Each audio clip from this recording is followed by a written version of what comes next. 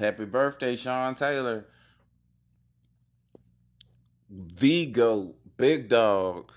And it's crazy how his career ended because he was so young. Bro, was he 27 when he was finishing playing, and like he literally got a Hall of Fame tape. And it's so crazy though.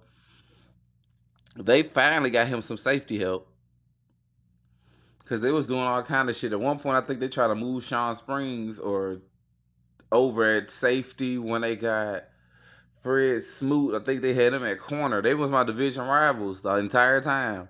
Man, I talk shit to the Cowboys fans. Might even had a few words to Giants fans, but we don't really have no beef though. And then I look up, I never could just get up for them. You got Santana Moss from my Hurricanes, Clint Portis from my Hurricanes, Sean Taylor. Bro, we was cheering on Sean. Like Reggie Wayne was my guy. Jeremy Shockey's, all of them. But we was cheering on Sean, like probably more than Ray Lewis, Ed Reed, all of, like Sean was the one. Sean was the one. Dude, the nigga's so damn strong. He got the strength where his hit rate damn near like a linebacker. I don't care what you tell me, bro. If you had to pinch him in, you could damn near slide him in at a DT. I ain't lying. I don't see no O lineman just blowing him up. I remember that fullback got him one time. I think Greg Jones, but that's one out of one. You don't really get Sean like that. And then you got to think about it. He's the only line of defense half the time. He didn't have Laurent Landry really that long. You gotta think about it. Give him another rangy safety that can hit too. Them boys was supposed to take flight. Washington been drafting bad for a long time.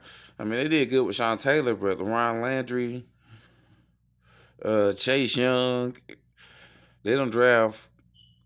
Um, I don't know. It's something that they ain't doing right. Mm-hmm. Yeah, something they ain't doing right, but this ain't about them though.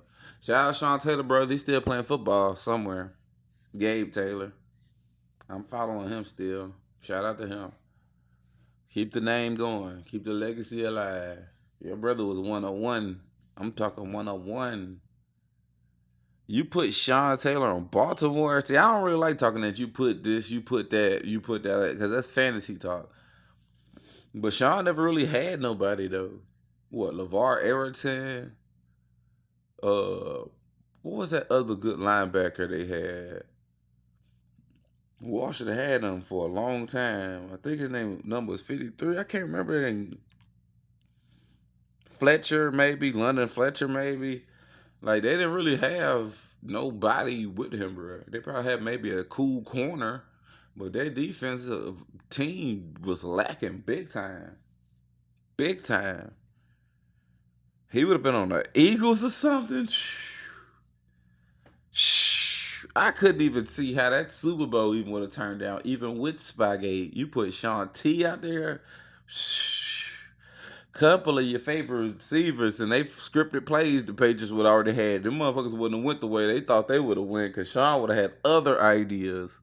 Sean would have had other ideas. Sean was him, bruh.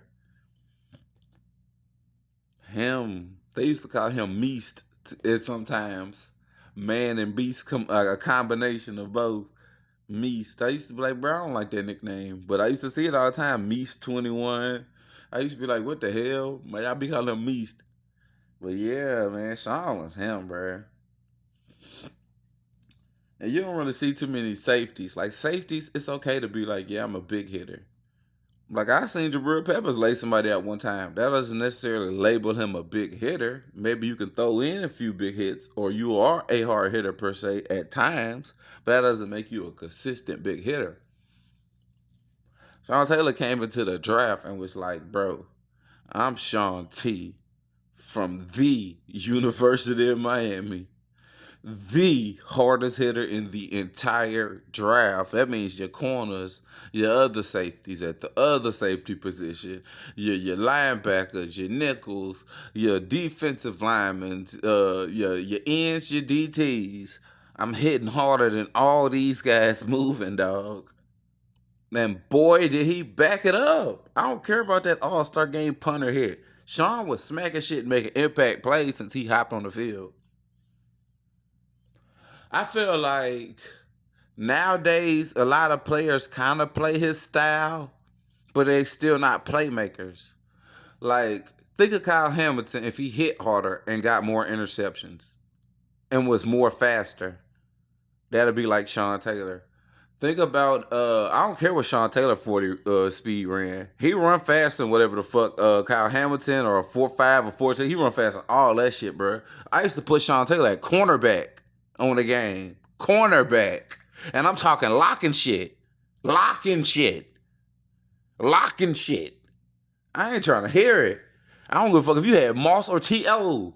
I would put this motherfucker either on a double lock where he lock it up on both y'all, or I line that motherfucker up at cornerback, motherfucker. Y'all not talking about nothing. Sean was one of one, bruh.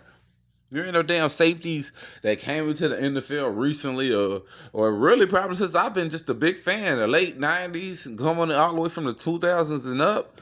That was just, you could say you could take a safety and put him at corner besides Ed Reed. That's it. And honestly, most people never did that.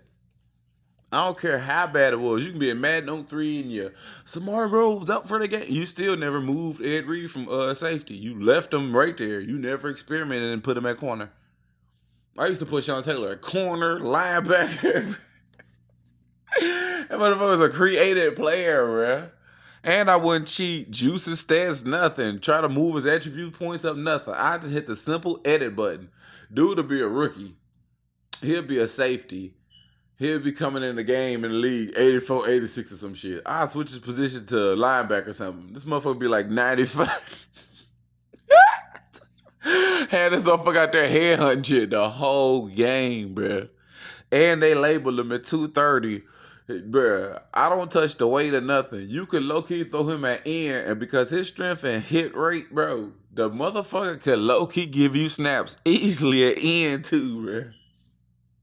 The boy was a freak. The boy was a freak. And imagine how good LeRon Landry could have been too, had Sean Taylor lived to really just tone him and train him and, tone his game and get that game polished the way it was. He was just known for just hard hitting and just, miss heat seeking. But imagine if he could have really just polished his game.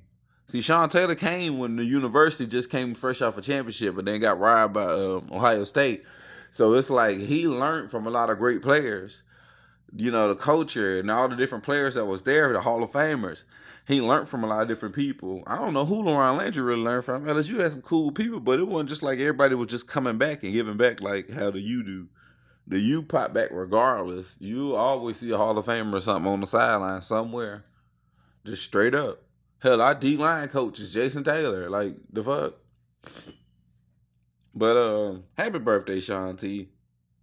Shout out to your daughter, volleyball. Shout out to your that was gonna be soon to be your wife, your fiance. Shout out to Pete. Shout out to Big Pete Taylor, the man who made it all possible in my book, pushing them boys. But shout out to Mama too, because she birthed them. Shout out to the mamas too. And if Gabe Taylor got a different mama than Sean T, shout out. I think they do too. I think they got the same daddy but different mamas. So shout out to Gabe mama too. Shit, I know it's been hard on everybody in the family. Shout out to Gabe mama too. And I'm out. Happy birthday, GOAT.